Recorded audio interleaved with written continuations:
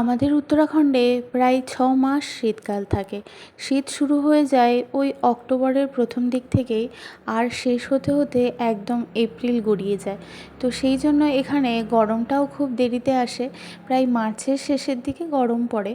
প্রথম দিকে হালকা একটু গরম, তারপরে এই কিছুদিন আগে বেশ তীব্র গরম পড়েছিল, প্রচণ্ড গরম। আমাদের ওয়েস্ট বেঙ্গলে তো অনেক দিনই হলো বর্ষা এসেছে, কিন্তু উত্তরাখণ্ডে যেহেতু শীতটা অনেক দিন একটানা থাকে, সেই জন্য গরমও দেরিতে পড়ে, আবার বর্ষাকালটাও দেরি করে আসে। তো দেরিতে হলেও অবশেষে বর্ষা চলে এসেছে। আর আমাদের পৌরি গড়বাল ডিস্ট্রিক্ট থেকে 3 দিনের হাই অ্যালার্ট জারি করে দিয়েছে সরকারের পক্ষ থেকে।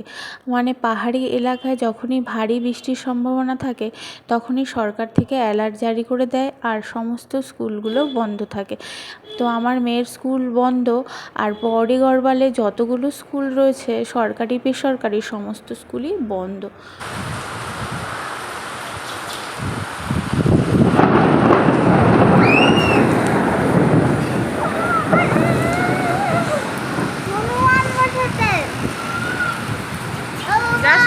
জলের ছাতা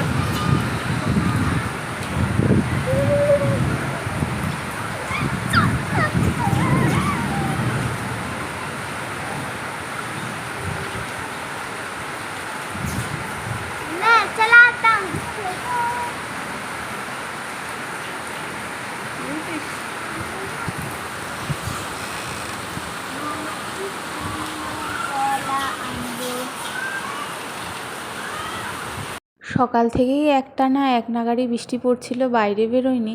তো বিকেলে একটু ব্যালকনিতে দাঁড়িয়ে দেখছিলাম বৃষ্টিটা কত দূর কী।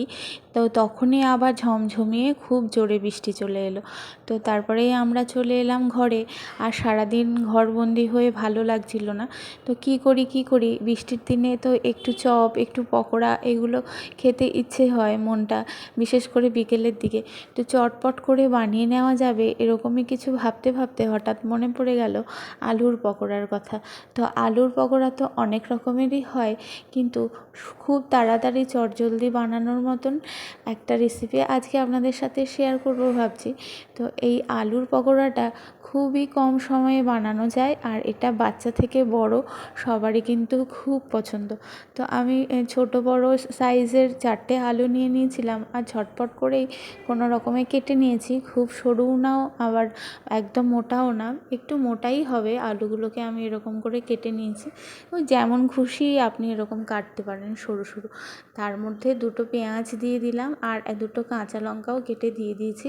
আর কিছুই না, বেসন আর একটু লবণ, হলুদ আর একটু লঙ্কা গুঁড়ো দিয়ে হালকা হালকা অল্প অল্প করে জল দিয়ে এটাকে ভালো করে মাখিয়ে নেব। আর বেসনগুলো তো শুকনো, আর আলুতে যেটুকু জল আছে প্রথমে হাত দিয়ে একটু মাখিয়ে নেব, তারপরে অল্প অল্প করে জল দিয়ে আবার ভালো করে একটু আঠা আঠা করে মেখে নেব। তো আলুগুলোর সাথে যাতে বেসনটা একটু লেগে লেগে থাকে। তো খুব বেশি বেসনও দেব না, আবার কমও দেব না। এইভাবে মেখে নিয়ে খুব ঝটপট, কিন্তু আপনার যখন মন চাইবে আপনি একদম 10 মিনিটের মধ্যেই এটা বানিয়ে নিতে পারবেন। এমনিতে তো আলুর পকোড়া, যেটা আমরা বাজার থেকে আলুর চপ যেটা কিনে খাই, সেটা বানাতে অনেকটা টাইম লাগে। আলুটা বয়েল করতে হয়, আরও অনেক রকমের মশলা টশলা দিতে হয়। তো সেটা বানাতে যতটা টাইম লাগবে, এটা কিন্তু বানাতে একদমই কম সময়। তো দেখুন এইভাবে মেখে নিয়েছি আমি। তারপরে কড়াইতে দিয়ে দিলাম তেল, দিয়েই এবার এটা তেলের মধ্যে হালকা হালকা করে ছেড়ে দিলেই, কিন্তু ছেড়ে তারপরে তুলে নিলেই ভাজা হয়ে যাবে। আর বাচ্চাদের তো বিশেষ করে খুবই পছন্দ এই আলুর চপটা। আলু কিন্তু মানে হচ্ছে ফ্রেঞ্চ ফ্রাই খেতে যেমন সেই স্বাদটাও থাকবে, আর সব বাচ্চারাই তো ফ্রেঞ্চ ফ্রাই পছন্দ করে। তো এটা ফ্রেঞ্চ ফ্রাই আবার আলুর চপও, তো দুটোই একসঙ্গে স্বাদ পেতে হলে এইভাবে বানিয়ে কিন্তু একদিন দেখতেই পারেন। তো আমার তো দারুণ লাগে, আর এটা করতেও তেমন ঝামেলা লাগে না, আর বাচ্চা বড় সবারই পছন্দ, আর হয়েও যায় খুব তাড়াতাড়ি। আর তেলও কিন্তু খুব কম লাগে। আলু ভাজা করতে যেমন কম তেলে হয়ে যায়, সেই রকম এই চপটা বানাতেও কিন্তু কম তেলে হয়ে যায়। তো খুব তাড়াতাড়ি এটা ব্রাউন করে ভেজে তুলে নিয়েছি, আর আলুগুলোও কিন্তু খুব তাড়াতাড়ি সেদ্ধ হয়ে যায়। মানে একটু গ্যাসে বসালে গ্যাসের ফ্লেমটা একটু হাই রাখতে হবে, আর ইন্ডাকশানে আমি দিয়েছি, ইন্ডাকশানের পাওয়ারটাও একটু বাড়িয়ে দিয়েছিলাম, তাড়াতাড়ি চট করে হয়ে গেছে।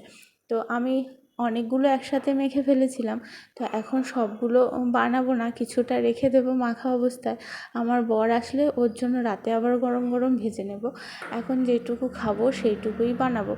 আর আমার পাশের ঘরের একটা মেয়েকে দিয়ে আমি বেসনটা আনিয়েছিলাম, বৃষ্টির মধ্যে আমি যাইনি বাইরে, তো ওকেও দুটো দেবো ভেবেছিলাম।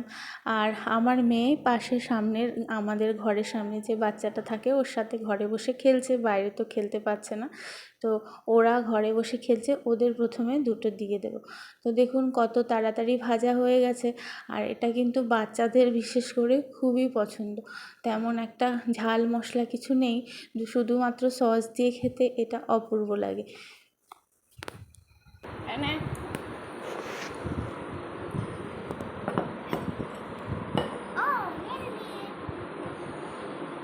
খাও সস से খাও। কেমন লাগছে? ভালো ভালো कैसा है? अच्छा है। ওদের দিয়ে দিলাম, ওদের তো খুব পছন্দ হয়েছে। প্রথমে দুটো দুটো দিয়েছিলাম, ওরা খেয়ে আরও চেয়ে নিল। আর আমি বিকেলবেলায় শুধু খাবো না, আমি খাবো কিছু মুড়ি দিয়ে। তো মুড়ির সাথে কিন্তু এই চপটা একদমই জমে যাবে সন্ধেবেলায়। আর আজকের ভিডিওটাও এখানে শেষ করছি। কেমন লাগলো অবশ্যই কমেন্ট করে জানাবেন। সবাই ভালো থাকবেন, সুস্থ থাকবেন।